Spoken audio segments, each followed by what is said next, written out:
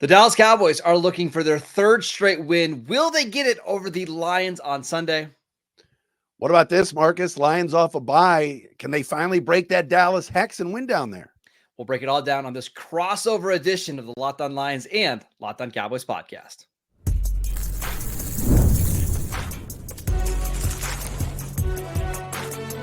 You are Locked On NFL Crossover, part of the Locked On Podcast Network. Your team every day. Welcome back to this crossover edition of the Locked On Lions and Locked On Cowboys podcast, part of the Locked On Podcast Network, your team every day. We'd like to thank you for making us your first listen of the day. This crossover Thursday is presented by Prize Picks. Download the app, use promo code LOCKEDONNFL to win $50 instantly when you play $5. I am your host, Marcus Mosher. You can follow me on Twitter at Marcus_Mosher. And joining me today from Locked On Lions is Matt Derry. Follow him on Twitter at Derry Speaks. We're going to break down this really fun Lions-Cowboys matchup on Sunday afternoon. But Matt, I want to start with your Lions. Early on in the season, the offense was a little up and down. But over the last couple of weeks, it's looked fantastic. Do you expect them to be even better moving forward? Well, first off, Marcus, let's start with this. Taylor Decker is reporting. All right, he's reporting. Thanks. Good. Make sure everybody knows that. No confusion. Oh, my gosh. I'm just glad we're getting this game done and over with, so now we can put that to rest, because it's been the Lion fans are still ticked off. The Lions are still upset with what happened last year because they thought they had a win over you guys. But no, offense seems like it's back. It's kind of weird. You get the bye week in week 5. They got some momentum. They ran up and down the field with their offense against Seattle. And yet now they got to sit and wait for 2 weeks. They finally got a little movement. Jared Goff felt good. The offensive line played well. The run game mixed with the pass. You get Amon-Ra going. You get Jamison Williams going, all in the same game. Laporta gets more touches. And then you got to sit and wait for 2 weeks. So the bye, I thought, came at a very early time. But to kind of answer your original question, yeah, they feel good about the offense. It started slow. I think there was some rust there from not having anybody play in the preseason from the regulars. And now you're going to get Frank Ragnow back for this game after he missed the Seattle game. The two-headed monster of Montgomery and Gibbs. Which Cowboys run defense will we see? The one earlier in the year that was a sieve, or the one the last couple of weeks that's been good? That will be a big key for this game. And it seems like the Lions, and you mentioned it with Ragnow, they seem pretty healthy on both sides of the ball. Is that correct? Offensively, yes. Defensively, not having Marcus Davenport for the rest of the year. Likely Derek Barnes gone for the year too. Two edge guys. Barnes was kind of a hybrid linebacker edge guy, really coming into his own. Remember, he was the one that missed Dak Prescott, just whiffed on him on what should have been a safety on the CeeDee Lamb touchdown last year in this game. But he's played well. So the question is, who's going to be the edge on the opposite side of Aiden Hutchinson that's going to be effective? Josh Paschal has played there. James Houston and others, they've rotated, but who will be that guy? But otherwise, yes, they are healthy going into this game. So how do you feel about this Lions defense through, I guess, 4 games now, because they've had the bye? Do you feel like it's an improvement compared to what we saw at the end of the year last year? Do you think it's about the same? What are your thoughts? Oh, no, it's improved. It starts in that secondary room, really in that cornerback room. A year ago when CeeDee Lamb was going for 2 bills and lighting up the Lions in that game, he was going up against Kindle Vildor and Cam Sutton. Vildor is back, but he's like cornerback 5 on this team. Now you're going to see Terrion Arnold, who's been flagged a lot. He's getting handsy, but he's a rookie cornerback that's physical, and I think those flags will go away as he gets more reps. Carlton Davis has been a big pickup. Amik Robertson, Ennis Rakestraw. So, 2 guys drafted in the first 2 rounds. The additions of Davis and Robertson, they feel like the cornerback group is so much better. And now you move Brian Branch to safety, where he's a stud.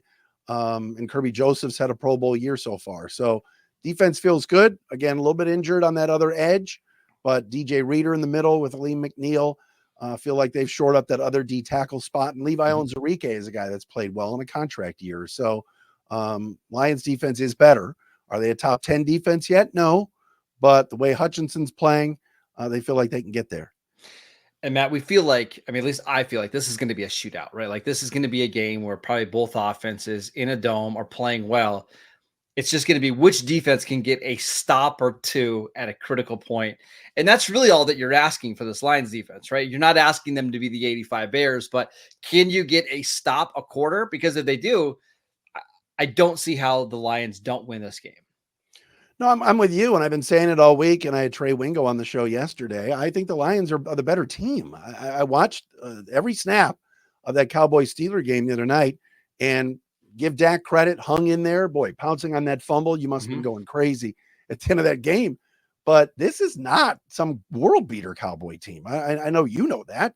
You cover them and are at this every day. I think the Lions have had their issues in Dallas, going back to the picked-up flag game in the 14 playoffs. Last year's debacle where really Detroit outplayed the Cowboys. Go down there and win. And I think the Lions feel like off a bye, bodies rested. If they're physical and they're able to mix run and pass, and like you said, stop a quarter and just eliminating the big play, I think Detroit's in good shape. And we'll talk about the Cowboys here in segment 2, but I think Cowboy fans are still trying to figure out what version of this Cowboys team they're getting, right? Because early on in the season, it was rough on defense, and the offense played well. Over the last couple of weeks, the offense moving the ball better, not scoring, but now you have no Micah Parsons, no Demarcus Lawrence. Their third defensive end, Sam Williams, out for the year. Their fourth defensive end, Marshawn Nealon, on the injured reserve list with a foot injury, a knee injury. They're down to their fifth and sixth defensive ends, and it's going to be awfully hard to win a game like this without that kind of talent on defense, and yet – Matt, I thought they would lose last week because of all the injuries on defense. So I don't think this is the same Cowboys team that we saw at the end of the 2023 season. They clearly aren't as talented, but you know this, when you have a good quarterback, and we can even go back to like the Matt Stafford days, you've got a good quarterback and a good receiver, you can compete and steal any game. Well, let me piggyback off of that, Marcus. You bring up a great point. Who did the Cowboys see last week? They saw an offense that had a guy that was jogging through routes, a quarterback that can't throw the ball. I mean, he can run. Justin Fields, hey, put him in the backfield. He's fantastic. Can't throw. He didn't throw in Chicago. And I don't know why people thought, he's going to go to Pittsburgh and be the next Ben Roethlisberger. This week, you're now facing an offense where if you give Jared Goff time, he's finding people. I mean, it's Laporta over the middle. It's Amon-Ra St. Brown. It's Jamison Williams. It's Khalif Raymond. It's Gibbs out of the backfield. Lions have weapons. They love Brock Wright. Their second tight end makes plays. So this is not the Steelers offense with George Pickens jogging and maybe a dose of Freiermuth. I think that if Dallas doesn't have, like you said, if Micah Parsons isn't playing, he's not playing. Yeah. So you're talking about last year when the Lions prepped for Dallas, they spent so much time on number 11, a ton, just knowing where he is. What are we going to do? And that's a good offensive line. That's Penei Sewell and Taylor Decker. So I would think the Lions figure, if you're not getting pressure on Goff, Lions feel like their offense is going to be smooth sailing. And we'll talk more about the Cowboys defense here in segment 2, but the only somewhat of an advantage the Cowboys feel like they have going into this game is that they feel like they have the corners that can match up with the Lions receivers. Trayvon Diggs did not play in last year's game. He was coming off the torn ACL, but Jordan Lewis had a fantastic game against Amon-Ra St. Brown. He's obviously back. Diggs, the Cowboys are hoping, can play well on the outside. And even Deron Bland, there's been some whispers that he might play this week, the first game of the season, coming off a broken foot. So if the Cowboys secondary can hold up against these receivers, maybe you'll see them blitz more. But that's always scary if you're having to send 5, 6, 7 guys just to create some kind of pressure against Jared Goff. The Cowboys defense does not match up well with Detroit, but at least you have some hope because of the secondary. Always been a big Jordan Lewis fan, going back to his days at Michigan, a guy that, like you said, in the slot, veteran. That's the kind of guy that you want on Amon-Ra. You're so right. I did see, and you could tell me if I'm wrong, I did see the name Amani Oruwariye. Yeah, he played very well last week for them. But I know. I'm like, wait a minute. An interception the other day. He had some really good seasons for the Lions, and then his last year here was an unmitigated disaster to the point they didn't bring him back. So he's one of those guys, like, less is more, right? Like, and this is where the Cowboys know, like, hey, the more that he has to play, the more he's going to get exposed. But for a 1 or 2, game spot starter, you can live with him out there. Yeah. One other note on the Lions, I know we're going to get to Dallas in a second. Jack Fox, big weapon as the punter. I know you're saying punter. What are you talking about? We're not going to see him on Sunday. Don't worry. Flips the field. Flips the field, though, and has been a weapon for this team to keep that defense kind of on the other side of the field. So keep an eye on that. He can keep his legs nice and rested. I'm sure he's the holder as well. That's probably the only work he's going to get on Sunday. Let's talk about those Cowboys who have been very up and down this year. Will they be able to get any stops against the Lions on Sunday? We'll break it down next. This episode is brought to you by ZBiotics. ZBiotics pre-alcohol probiotic drink is the world's first genetically engineered probiotic. It was invented by PhD scientists to tackle rough mornings after drinking. So here's how it works. When you drink, alcohol gets converted into a toxic byproduct in the gut. It's this byproduct, not dehydration, that's to blame for your rough next day. Pre-alcohol produces an enzyme to break this byproduct down. Just remember to make ZBiotics your first drink of the night. Drink responsibly and you'll feel your best tomorrow. Here's how you use it. Step 1, drink pre-alcohol for your best results. Make pre-alcohol your first drink of the night. Step 2, drink responsibly, pace yourself, hydrate, and get a good night's sleep. And then step 3, enjoy tomorrow. Wake up feeling refreshed and ready to take on the day.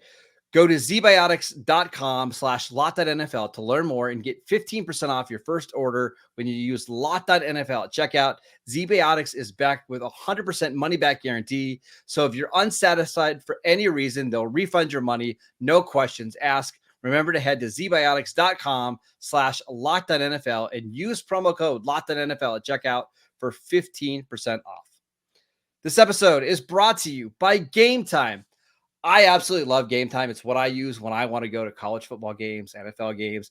Game Time has a new feature called Game Time Picks that makes getting tickets for your favorite live events even easier. Game Time Picks filters out the fluff to show you only the incredible deals on great seats so you don't have to waste your time searching through thousands of tickets. I love it for so many different reasons, but my favorite reason is that they show you the panoramic view of your seats before you buy. I like sitting in the end zone, but I don't like the goalpost being in my way. So I like to be off to the side a little bit. It's really nice to know exactly what your seats are going to look like. Plus, they have the lowest price guarantee, or Game Time will credit you 110% of the difference. Take the guesswork out of buying tickets with Game Time. Download the Game Time app, create an account, and use promo code LockedOnNFL for $20 off your first purchase. Terms apply. Again, create an account, redeem promo code LockedOnNFL for $20 off. Download Game Time today. What time is it? Game time. Welcome back to this crossover edition of the Locked On Lions and Locked On Cowboys podcast. We'd like to thank you for making us your first listen of the day. And Matt, let's talk about these Cowboys because big name, big brand, big franchise. I think they are a good team this year. Just to be clear, I think they are a good team, but I don't think they're as good as they were last year. And I don't think they were as good as they were the year before. Now, maybe things can change as we get deeper in the season and some of these young kids start to develop, but I don't think we're there yet. So I think people expecting that it's going to be the same type of game that we saw last year, a relatively low scoring game with a lot of defense. I don't see it. I don't think the Cowboys can win that way. Tell me about, it's interesting because you're right, brand and everything else. I was at the airport Monday and Get Up was on the screen or First Take or one of those. And the first 20 minutes was all about the Cowboys. And it always is, no matter what's going on. Did Dak save the season? Did Dak save himself? Did, the running, it just seems to me that the talk was they just didn't add enough players. They didn't pay for players. They didn't get players this offseason. Do you look at the roster and say that's true? Or are you looking up and saying, no, they needed to get younger and maybe they'll be better off for it by the end of the year? I think both are true, right? Like, yes, they did not add enough talent this offseason, right? Like you look at their roster, it's clear they're missing, like, I'm not saying blue chip players, but they're missing like 2 to 4 quality starters on both sides of the ball, right? But I also understand why the Cowboys didn't go out and make more moves. They just didn't have the cap space. And I know you can use the cap however you want to use it, but I think when Jerry Jones said that they're all in with his team, what he meant is they're all in with this version of the team. They're not going to spend more resources and assets to try to improve this team because they're kind of looking forward to the future a little bit. And I know that seems weird when you have a 30-year-old quarterback, but they feel like this team has probably reached the ceiling It's time to start developing some of the young kids on this team and then start looking forward to 2025 and 2026. So I don't hate the strategy. It's pretty clear that they're going to have a new head coach in 2025 unless they make a ridiculous run in the postseason. It's a good roster, but it's not as good as what we've seen over the last couple of years. Offense, I know I watched the game the other night. It looked like Dak and CeeDee were having some issues in the second half. Is that just a one-game thing? Are they still on the same page? Everybody got paid, so how's that going? So CeeDee's averaging like 74 yards per game this year. Not bad, right? You're going to be well over 1,000 yards. But when you look at what this team did with CeeDee and Dak in the second half of last year, CeeDee had 1,300 yards from scrimmage from week 7 on last year. Like he was amazing. That's what everybody is expecting Dak and CeeDee to look like right now. But you have to remember, no training camp at all for CeeDee Lamb. He signed basically right before the season started. They're still getting into a rhythm. They're still trying to figure out their role. They're fine, but they're not as potent as what we saw at the end of the year. I think it's going to come. They have a bye in week 7, and that's when things took off last year, once they could kind of reset everything. Dak and CeeDee are really close. I'm not concerned about anything they say on the sideline. Like those two they're talkers, right? Like they're very vocal. They're not going to go on social media and dog each other out. Like that's just not the relationship they have. It's a very out in the open relationship where they're going to talk and communicate on the field. I do think this is a game where CeeDee could go off, right? You mentioned the corners. Terrion Arnold, loved him pre-draft, still a rookie corner. Carlton Davis is somebody who CeeDee's had a lot of experience and played well against in the past. I wouldn't be surprised, Matt, if this is a big CeeDee Lamb game. Tell me about the defense you said before. Who's taking the spots of some of these guys that are out? I mean, Tank Lawrence, Micah Parsons, Nealand, all gone. So is it patchwork or is there some depth there? Matt, how are your hamstrings? Because they might need to play defensive end this week. It's rough. So here's what they got going on right now. Chauncey Golson, who was a 3rd-round pick in the 2020 draft. Detroit. Yeah. Cowboys love him, but he's been playing defensive tackle all training camp and most of his career. He's starting at defensive end for them this week. Okay. So that's a 295-pound defensive end. On the other side, they have Carl Lawson, who the Cowboys signed to their practice squad, but didn't think he was good enough to make their roster, to make their 53-man roster. He's going to be starting as one of the defensive ends. KJ Henry, who they signed from the Bengals practice squad, is likely going to be the 3rd defensive end this week. So it's rough. Like they know it's rough. Like, and so that's a good thing. They don't have any illusions like, hey, these guys are going to step up and play well. Mike Zimmer's going to have to blitz. They got into a point, Matt, even in the Steeler game, and Mike McCarthy said it at halftime, like they ran out of defensive ends. So they were playing linebackers on the edge because they had no choice. Now that we've had another week to get ready for this game, maybe they'll feel a little bit better, but you're going up against a much better offense with much better offensive tackles. They're going to have to blitz because they're not going to be able to create pressure with their front 4. One more thing.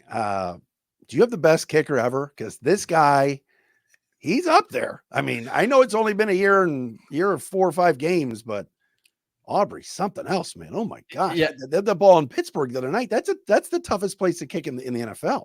Yeah, now he did get lucky a little bit that he had a kick blocked because I think he would have missed that kick. He just wrapped his foot around the ball a little bit too much. But yeah, he's a weapon because anytime that you are across the 50-yard line, you're in legitimate Aubrey range. The Cowboys lined up in week 1 for I think it was a 67-yard field goal. And I have no doubts he would have got it there. Like that's not a problem at all. He has a ridiculous leg. The issue is you don't really want to use him much this week, like outside of extra points, because Matt, if they're kicking field goals against this Lions team, they are not going to win.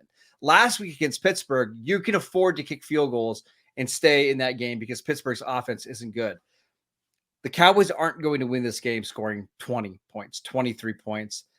I would expect this is going to be a week where the Cowboys don't rely on Brandon Aubrey, and 4th and 5s from the 42-yard line, where those would usually be kicks for Brandon Aubrey. I expect Mike McCarthy to be highly aggressive this week. Dude, I'm excited for it. 425er and Tom Brady on the call. I kind of blasted him a little bit the other day. I just don't think he's good enough yet to be on the there, number though. one team. Yeah. You know. Well, it's really hard when you had Greg Olsen last year. And he Yeah, was he's so good. Yeah. Big game. One of the things I wanted to ask you really quickly before we move on is how much do you think the Lions want to win this game because of what happened last year? Like, do you think Dan Campbell's talking about that at all? Or do you think he's using that as like a motivational tactic to go out and really make sure they win this game? I think he's talking about it a little bit because he's from there, played at A&M, has Dallas ties, and just he wants this game. So he's leaning into it. Yeah, I think the fact that he brought it up the other day, to the media and just kind of said, "Hey, look, yeah, we remember what happened last year, and he's going to have family there again, just like he did last year." And I don't think they're sitting there with the taste in their mouth still, but I think walking into that stadium, it will remind them that they thought they had one stolen. And his emotions are right there on the sleeve. He's not gonna hide anything. And but I think they also feel like knowing next week they got to go to Minnesota. And it's Minnesota at 5-0 and the Lions at 3-1. They want to get this one and then go to Minnesota with some momentum. All right, let's talk about some keys to victory for both the Lions and the Cowboys going into week 6. We will get to that next. This episode is brought to you by FanDuel. Hey, NFL fans, you can start the season with a big return on FanDuel, America's #1 sportsbook. So when you get a hunch in the middle of the game, you can check out the latest stats, view live play-by-play, and so much more on the same page where you place your bets. You can get started with $200 in bonus bets guaranteed when you place your first $5 bet.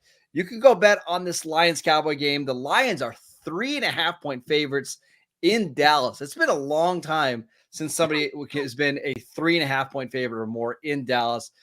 Once you place that bet, you're going to get $200 in bonus bets that you can use on futures bets. You guys know I love futures bets, like division odds, who's going to make the playoffs, who's going to be the defensive player of the year, who might be playing on Sunday across from Terrence Steele. Check that out. Go visit FanDuel.com, America's #1 sportsbook. That is FanDuel.com. It's a crossover Thursday edition with Matt Derry from Locked On Lions and Marcus Mosher, me from Locked On Cowboys. We are breaking down this Cowboys-Lions Week 6 matchup. Matt, what did the Lions need to do on Sunday to get a W? Well, first of all, that they cannot turn the ball over. Like I said before, I think the Lions are the better team here. I think it's time to go down to Dallas and win. Cowboys are banged up on defense. Last thing you want to do is fumble the football and give Dallas a short field, a poor interception. When the Lions lost earlier this year against Tampa Bay, Jared Goff had a bad game and threw a couple of balls right to Tampa defenders. Take care of the football. I think that's going to be key for them. The other thing, too, is this pressure situation. Trey Wingo yesterday on Locked On Lions brought up a great point. Dak is better when he's pressured. Most quarterbacks aren't, but his numbers, when he's got somebody in his face, seems to be making these throws. So the Lions have got to figure out how that's going to work. Aiden Hutchinson all day, coming off that right defensive edge and wreaking havoc. You want that. You want Hutch to do his thing. But if he's getting there and getting close and Dak's completing throws, what kind of adjustments in game will Aaron Glenn make if Prescott has the hot hand? So that's something to watch as well. Cowboys great Aaron Glenn, by the way. That's correct. And I always like to refer to him as future head coach Aaron Glenn. But he's been good. And running the football. Sometimes in games like this, it's the big stage and it's the late window for Fox and Burkhardt and Brady, like you said, could turn into a shootout. I hope Ben Johnson doesn't go that route and figures we still got to run the football. When the Lions are back to balance, Montgomery and Gibbs on the ground, then Goff through the air and utilizing what they have in their O-line, which is their strength, and not getting away from it and turning it into a 50 attempt type game for Goff, I think Detroit will be okay. How about for you guys? Yeah, for the Cowboys, this is going to have to turn into a shootout. Like, they know they don't have the personnel on defense to hold Detroit under 20 points, right? So you have to be aggressive when you get into scoring position. Last week, the Cowboys were horrendous in the red zone. Awful. Dak had 2 turnovers inside the 20-yard line. They had 4 turnovers altogether when you include a blocked kick. You can't do that this week and win the game. You're going to have to be darn near perfect in order to pull this off. So go into this game with the idea that you're probably going to need 30 or more points to win. think of this game as touchdowns, not field goals. If they have that mindset and they can play well on the offensive side of the ball, I think they'll give themselves a chance. And then on defense, it's going to be a tough day at the office. Like, that Detroit's going to score. Don't make it harder on yourself. Don't have pre-snap penalties. Don't jump off sides. Don't give away free yardage. Last week, the Cowboys had 2 personal foul calls on defense. They had several other penalties. The Cowboys have been one of the more high penalized teams in the league.